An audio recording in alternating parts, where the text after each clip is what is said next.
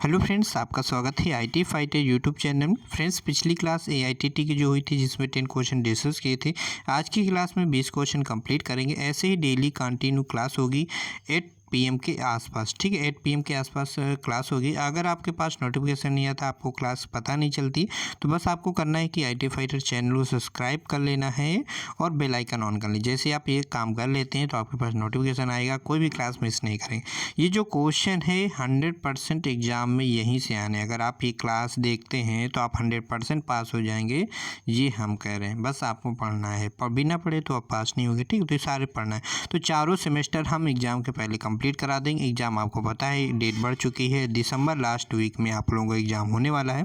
AITT की हम बात कर रहे हैं, ठीक है। AITT के अलावा जो भी अदर एग्ज़ाम देने जा रहे हैं किसी भी चीज़ का, तो वहाँ पर भी ये क्वेश्चन पूछे जाते हैं। आप भी इस वीडियो को देख सकते हैं। तो स्टार्ट करते हैं बिना देरी के। फर्स्ट क्वेश्चन यहाँ पे पूछा गया 100, तो हम लोगों ने 130 तक पढ़ लिए थे, तो 131 को कंप्लीट कर लेते हैं, ठीक है।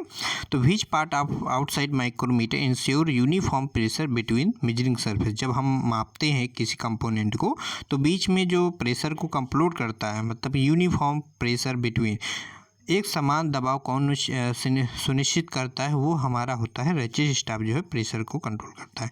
तो right answer D option. 131 number आप देखिएगा, आपको आ रहा हो तो ज़रूर बताइएगा कमेंट में। चलिए 131 देख लेते हैं कहाँ पर हमारा क्वेश्चन है। तो 131 नंबर हमसे पूछा है, 131 हो गया। 132 पूछ रहा है which part of the vernier caliper vernier height gauge is an integral part of the main slide. Vernier height gauge का कौन सा पार्ट मुख्य स्लाइड का एक इंटीग्रल पार्ट है?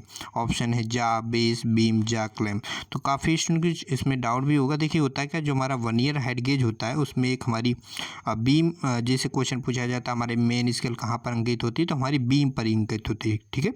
तो वर्नियर हाइट गेज के बीम पर हमारी मेन स्केल अंकित होती है।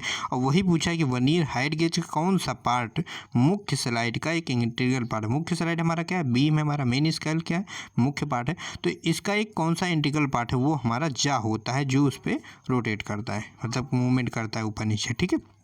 तो ये हमारा एक इंटीग्रल पार्ट होता है। राइट आंसर हमारा ए ऑप्शन हो जाएगा, याद रखिएगा। नेक्स्ट क्वेश्चन है माइक्रोमीटर का सिद्धांत क्या है? तो माइक्रोमीटर हमारा स्क्रू और नट के सिद्धांत पर कार्य करता है, या लीड और पिच के सिद्धांत पर कार्य करता है, या फिर नट और बोल्ट के सिद्धांत पर कार्य करता है। ये सारे ऑप्शन आपको कहीं भी एग्जाम में आगे पीछे देखने को मिल सकते हैं। क्वेश्चन नंबर 134 में हमसे क्या पूछा है? How the wide range of the depth can be measured by depth micrometer. Depth micrometer के द्वारा ज़्यादा रेंज की गहराई को कैसे मापते हैं? तो जैसे कोई हम डेप्थ माइक्रोमीटर, पहले समझना ये कि डेप्थ माइक्रोमीटर से हम क्या मापते हैं। क्या हम होल की जो ये जैसे ये हमारा मान लो होल है, ठीक है, ये हमारा क्या है, होल है, तो इसका हम व्यास मापते हैं, ठीक है। क्या मापते हैं फ्रेंड्स? हम व्यास मापते हैं डेप्थ माइक्रोमीटर के द्वारा। सॉरी फ्रेंड्स, ये हम बता रहे थे टेलीस्कोप गेज के माध्यम, टेलीस्कोप गेज के माध्यम से हम क्या मापते हैं, व्यास मापते हैं, ठीक है। लेकिन डेप्थ माइक्रोमीटर से क्या है, होल की हम गहराई मापते हैं, ठीक है। होल की गहराई हम मापते हैं डेप्थ माइक्रोमीटर से। और टेलीस्कोप गेज से क्या मापते हैं, होल का व्यास मापते हैं कि हमारा होल कितने व्यास का है, ठीक है। ये काफ़ी कन्फ्यूजन होता है, ठीक है। अब यहाँ पे हम बात कर लेते हैं कि मान लो हमारा कोई होल है, बहुत लंबा है, ठीक है। तो इतने लंबे होल को हम कैसे मापेंगे? तो इसके लिए हम क्या करते हैं, एक एक्सटेंशन रॉड प्रयोग करते हैं। तो वही पूछा है कि डेप्थ माइक्रोमीटर में ज़्यादा रेंज की गहराई, ये अधिक रेंज की गहराई को मापने के लिए हम किसका प्रयोग करेंगे? तो यहाँ पर हम एक्सटेंशन रॉड का प्रयोग करते हैं। तो राइट आंसर क्या होगा हमारा क्वेश्चन नंबर 134 का? 134 का हमारा डी हो जाएगा, ठीक है। Right answer D option. Next question 135 में हमसे क्या पूछा है? इसकी रीडिंग निकालना सिंपल सा है, समझना है अच्छे से, कोई ज़्यादा समय आपको ये नहीं देना है। बस आपको ये समझना है जीरो से, ये हमारा कौन सा माइक्रोमीटर, ये हमारा इंच वाला माइक्रोमीटर है, और जीरो से यहाँ पे स्टार्ट है। तो जीरो से 1 वाला हमारा ये माइक्रोमीटर है, और इंच वाला माइक्रोमीटर, ठीक है।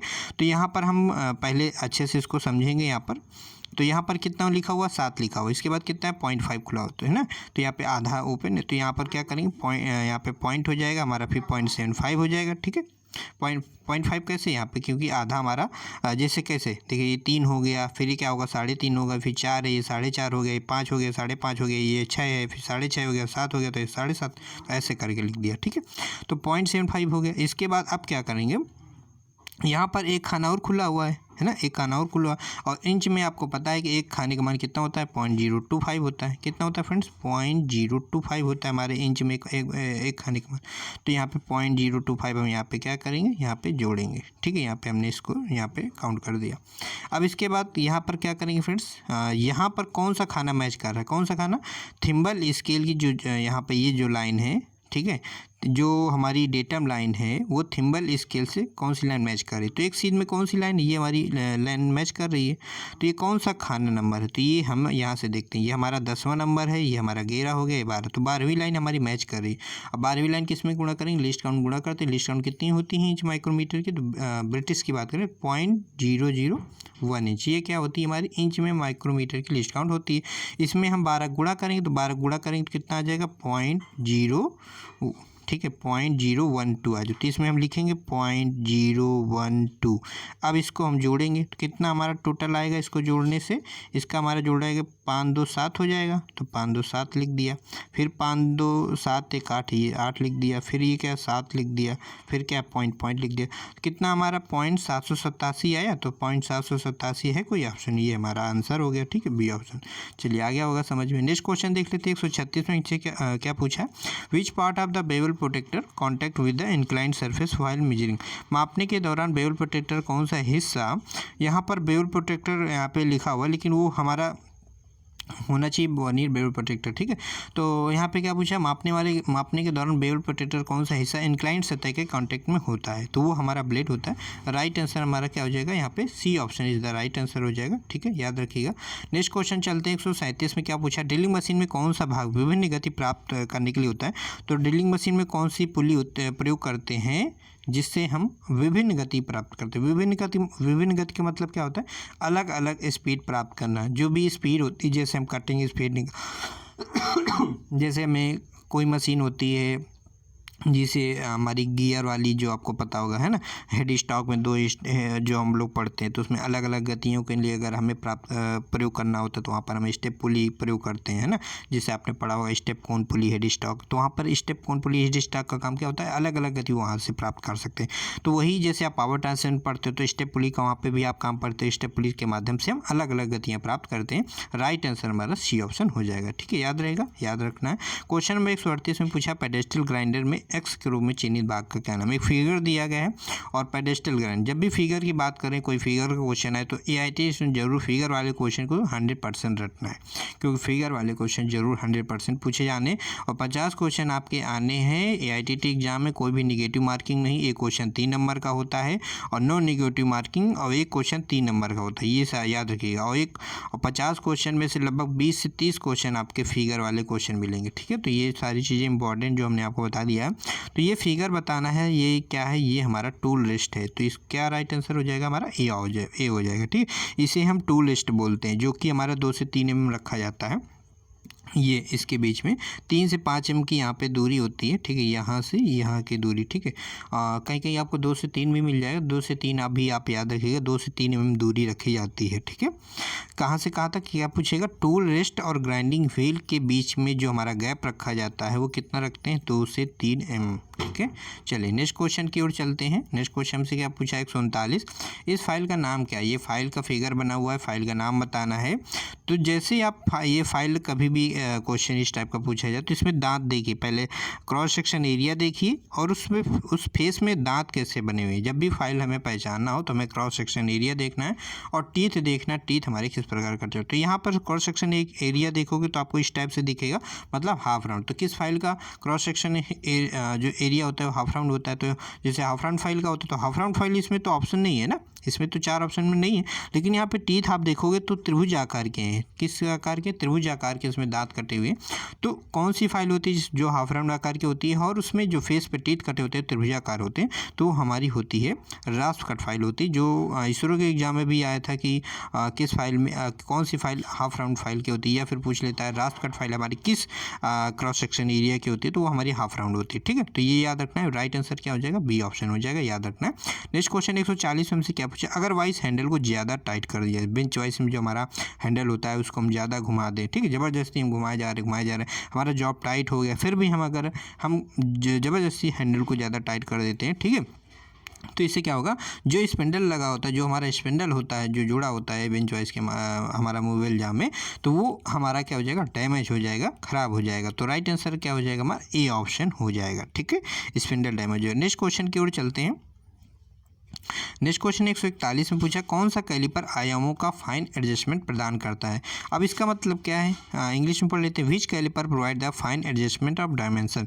वह कौन सा कैलिपर है जो फाइन एडजस्टमेंट प्रदान करता है। इसका मतलब ये है कि कोई हम जैसे कोई जॉब है, इसकी जैसे हम क्या माप रहे हैं, चौड़ाई माप रहे हैं। ठीक है, चौड़ाई माप रहे हैं, तो बिल्कुल एक्यूरेट में हम माप सकें। ठीक है, बिल्कुल एक्यूरेट में हम माप सकें, उससे हम किसका प्रयोग करेंगे, फाइन एडजस्टमेंट। बिल्कुल माइनर से माइनर अगर हमें एडजस्टमेंट करना है तो कर सकें। ठीक है, अब जैसे इन साइड कैलिपर होता है तो वो हम हाथ के द्वारा करते हैं, है ना। तो ऐसे ही और लेग कैलिपर में भी करते हैं। लेकिन जो हमारा स्प्रिंग जॉइंट जो होता है, स्प्रिंग जॉइंट कैलिपर होता है, वो हम स्प्रिंग के माध्यम से हम एडजस्टमेंट करते हैं ना। जैसे कि हमें टाइट कितना टाइट करना है, तो हमने स्प्रिंग को ढीला किया तो वो दूर जाएगा, टाइट करेंगे तो पास में आएगा। तो ऐसे करके, तो यहाँ पे एडजस्टमेंट की बात जब भी करें, हमें फाइन एडजस्टमेंट करना होता है जब भी, तो हमें वहाँ पे स्प्रिंग जॉइंट कैलिपर का प्रयोग करते हैं। Right answer D option. Next question 142 में क्या पूछा है, बड़े क्रॉस सेक्शन एरिया को काटने के लिए किस मेटल कटिंग सा का उपयोग किया जाता है। Which metal cutting saw is used to cut large cross section area. बहुत स्टूडेंट को शिकायत रहती थी कि वीडियो लंबा हो जाता है तो क्वेश्चन नंबर कम होते, तो उसका रीजन ये था कि फ्रेंड्स हर एक क्वेश्चन के 4 ऑप्शन होते हैं, 4 ऑप्शन को क्लियर कर देते तो वीडियो लंबा हो जाता था।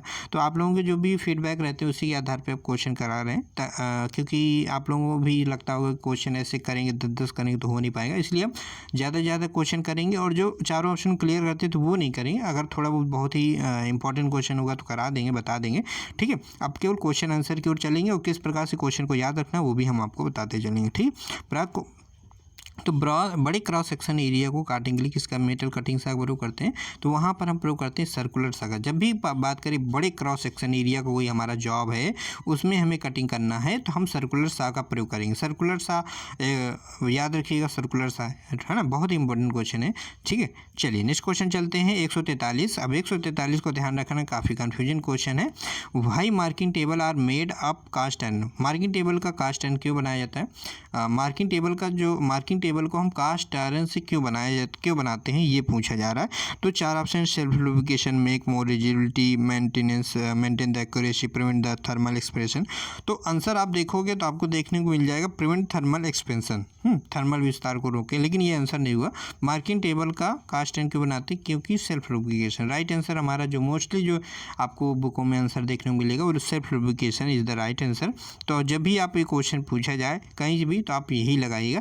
देखो बुक में क्या आंसर दिया वो मत देखिए, आपको सही चीज़ याद रखना। मान लो अगर आपसे बुक में कहीं क्वेश्चन आप पढ़ रहे हो, 1 year baby protected list count पूछ रहा है, उसने आंसर दिया 1 डिग्री, ठीक है, बुक ने आंसर क्या दिया 1 डिग्री, तो क्या आप एग्जाम में आ जाए क्वेश्चन तो क्या 1 डिग्री लगाओगे, नहीं लगाओ ना।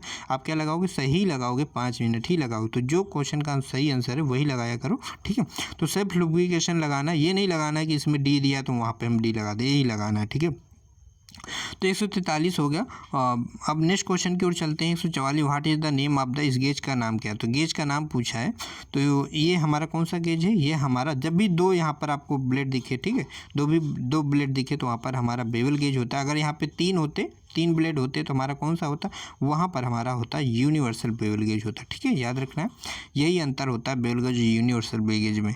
नेक्स्ट क्वेश्चन चलते हैं 145 में क्या पूछा है, किस फाइल का उपयोग डाई और मोल्ड बनाने के लिए करते हैं। पिछली क्लास में जब भी स्पेशल फाइल का जब क्वेश्चन आया था तो हमने जो भी स्पेशल फाइल के जो 4 ऑप्शन थे उनको अच्छे से क्लियर किया था, और जिन स्टूडेंट ने वो वीडियो देखा होगा तो उसमें से ये क्वेश्चन वहीं से निकल के आया कि किस फाइल का प्रयोग डाई और मोल्ड बनाने के लिए करते हैं। और हमने अच्छे से बताया था रोटरी फाइल का प्रयोग हम डाई और मोल्ड बनाने के करते हैं, या फिर कास्टिंग की हुई जॉब जो हमारे होते हैं उनमें अगर होल की सफाई करना है तो वहाँ पर भी हम रोटरी फाइल का प्रयोग करते हैं। अगर वो पूछ दे डाई और मोल्ड ना बोले, या बोल दे डाई सिंकिंग में हम किस फाइल का प्रयोग करते हैं, तो रोटरी फाइल में प्रयोग करते हैं। टिंकर फाइल का प्रयोग कहाँ करते हैं, ऑटोमोबाइल की बॉडी को फिनिश करने के लिए हम ऑटोमोबाइल बॉडी की फिनिश करने के बाद जब हमें टिंकरिंग करनी होती है वहाँ पर हम टिंकर फाइल का प्रयोग करते हैं। तो टिंकरिंग वर्ड से आप याद रख सकते हो टिंकर फाइल।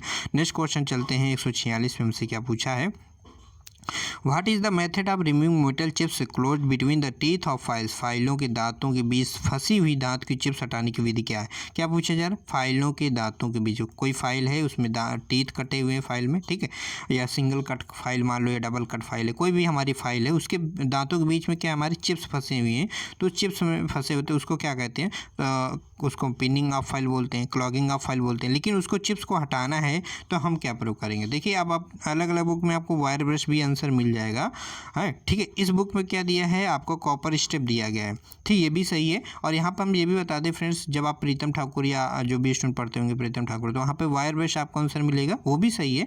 लेकिन हम देखते हैं कि हम अगर ऑप्शन में आपको कॉपर स्ट्रिप दिख जाए ऑप्शन में, तो आपको कॉपर स्ट्रिप लगाना है। कॉपर स्ट्रिप ऑप्शन में नहीं है तो आपको वायर ब्रश लगाना है। ये चीज़ आपको याद रखना है, ठीक है। तो अब यहाँ पे हम बात कर लेते हैं कि फंसी हुई धातु की चिप्स को हटाना है तो कॉपर स्ट्रिप का प्रयोग करेंगे, ऑप्शन में नहीं है तो वायर ब्रश को लगाएंगे, ठीक है।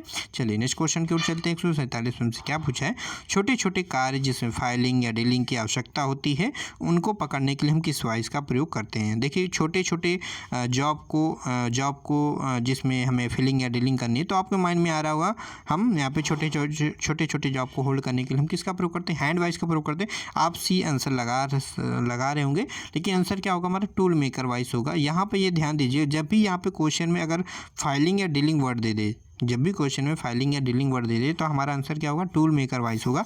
अगर वो पूछ रहा है कि छोटे छोटे कार्य, छोटे छोटे जो हमारे जॉब हैं उनको अगर हम होल्ड करते हैं, उनको पकड़ना है, ठीक है, तो वहाँ पर हम प्रयोग करेंगे हैंड वाइस का प्रयोग करेंगे। अगर वो डीलिंग और फाइलिंग की बात करता है तो वो आंसर इसी को राइट मानता है, टूल मेकर वाइस, जो हमारा निम्मी कहता है, ठीक है। तो ये याद रखना, D option is the right answer.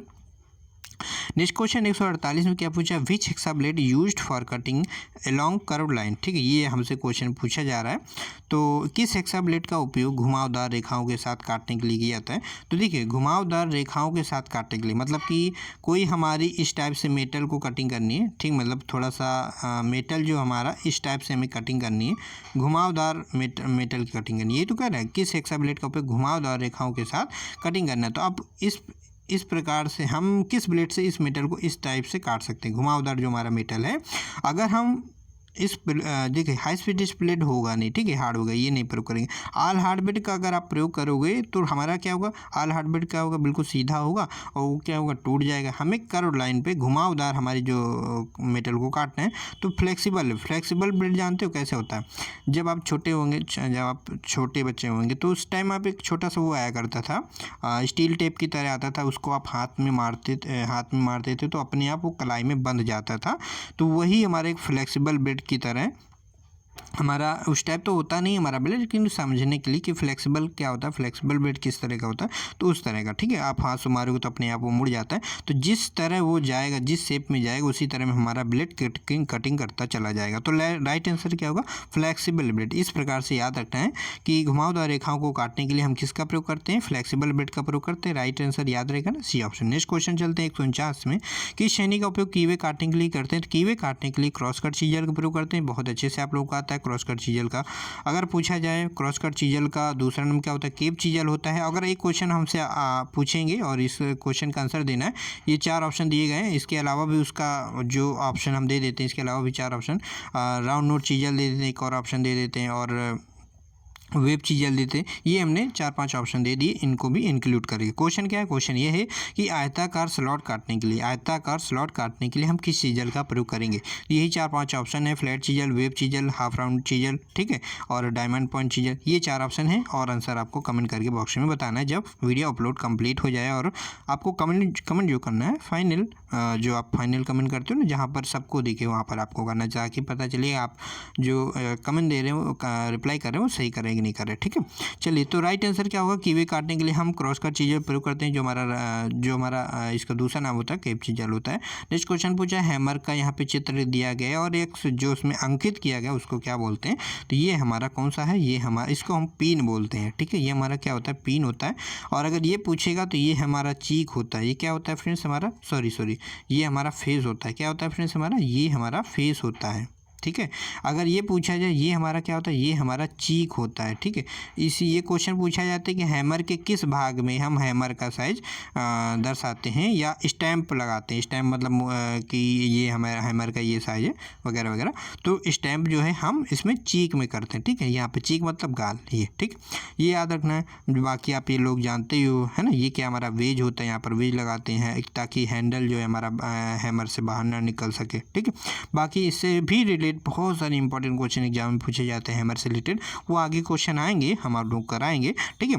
तो आशा करते हैं वीडियो आपको पसंद आएगा। लेकिन एक क्वेश्चन और आप लोग करा देते हैं जो कि इसके पिछली वाली क्लास में वो क्वेश्चन का आंसर रॉन्ग हो गया था, क्योंकि वो कैलकुलेशन और बताने का तरीका दोनों चीज़ रॉन्ग हो गया था। उसके लिए क्षमा फ्रेंड्स, कभी कभी गलती हो जाती, लेकिन हमने उस पर रिसर्च किया क्या उसका राइट आंसर, ताकि कोई भी क्वेश्चन अगर हमारे द्वारा गलती हो जाती तो हम दोबारा उसको 100% बताते, ताकि वो क्वेश्चन आप कभी गलत याद ना रखो कि हमने वो बता दिया और फिर हमें पता भी चल जाए कि गलत है और हम आपको बताए ना तो ये गलत है। इसलिए हम ऐसा कभी नहीं करेंगे। अगर कोई क्वेश्चन गलती से गलत हो जाता है तो आप कमेंट करके भी बता सकते हैं, नेक्स्ट वीडियो में वो क्लियर कर दिया करेंगे। चलिए, इस क्वेश्चन में पूछा गया था कि रीडिंग निकाल के बताना था, तो सिंपल सा एरो दिया गया है।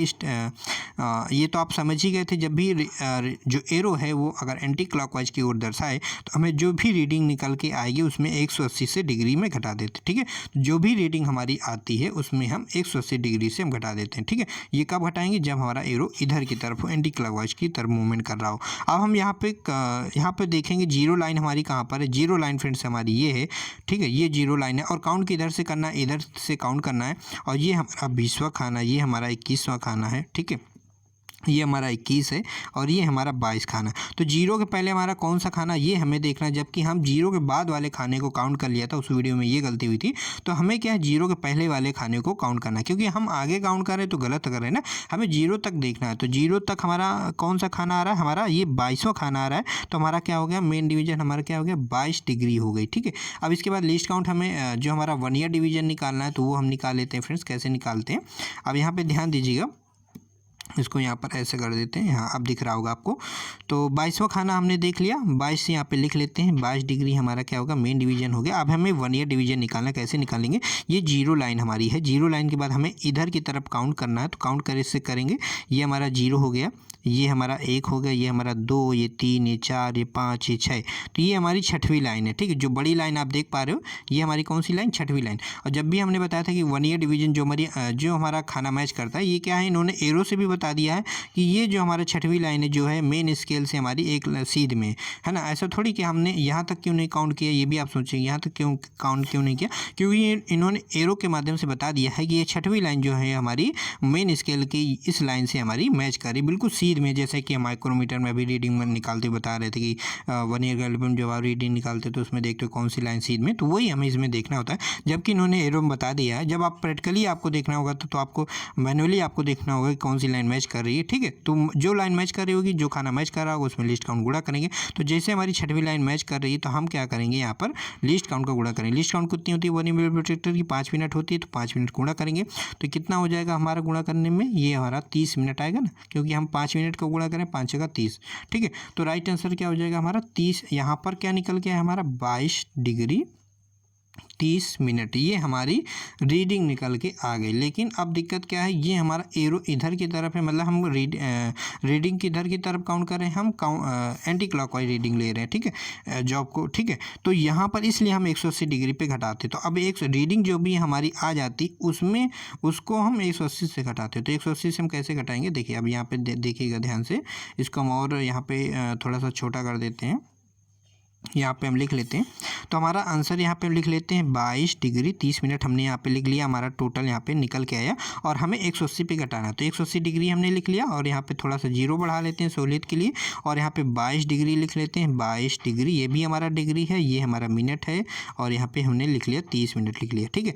अब जैसे कि आपको पता है कि जब हमें अब 0 0 30 में तो घटाएंगे नहीं, हमें पता है कि 1 डिग्री में हमारा 60 मिनट होता है। कितना होता है फ्रेंड्स, हमारा 1 डिग्री में हमारा 60 मिनट होता है। तो हम इससे क्या करेंगे, एक उधार लेंगे, इसको दे देंगे और एक उधार दे देंगे। तो जब एक उधार दे देंगे तो ये हमारा कितना हो जाएगा, 179 हो जाएगा। तो यहाँ पे लिख लेते हैं 179 हमारा हो जाएगा, ठीक है। और ये इधर कितना चला जाएगा, हमारा 30 चला जाएगा, सॉरी कितना चला जाएगा 60 जाएगा। तो ठीक है, समझ में आ रहा है ना। इससे ये 180 डिग्री है हमारा, इससे हम इसको 1 दे देंगे, 1 डिग्री दे देंगे और 1 डिग्री हमारा 60 मिनट होता है तो हमने 60 लिख दिया। इधर जब 1 दे देंगे तो 179 बचेगा। इधर हमें घटाना है 22 डिग्री 30 मिनट से घटाना है। देखिए ये हम घटाने के लिए ही हम ताकि हम कैलकुलेशन अच्छे से कर सकें, इसीलिए हम 1 डिग्री को वहाँ पर उधार देते हैं। ठीक है, तो इसी प्रकार से हम डिग्री मिनट को घटाते हैं। अब 0 से 0 हमारा यहाँ पे चला गया। ठीक है, यहाँ पे सही है ना। ठीक है, 0 0 चला गया, 6 में 3 गया, 3 चला गया। ठीक है, पॉइंट लगा दिया। अब ये क्या हमारा लिखा 179 लिखा, ये हमारा नीचे 22 लिखा, इसमें घटाएंगे, 9 में 2 गया 7 हो गया। ठीक है, और यहाँ पे 7 में 2 गया 5 हो गया, इसके बाद 1 हो गया, तो कितना लिखा है 157.30 मिनट। ठीक है, 157 डिग्री 30 मिनट। मिनट क्यों है, क्योंकि यहाँ पर मिनट है तो यहाँ पर हम मिनट लगाएंगे, यहाँ पर हमारा डिग्री है तो यहाँ पर हम डिग्री लगाएंगे। 157 डिग्री 30 मिनट।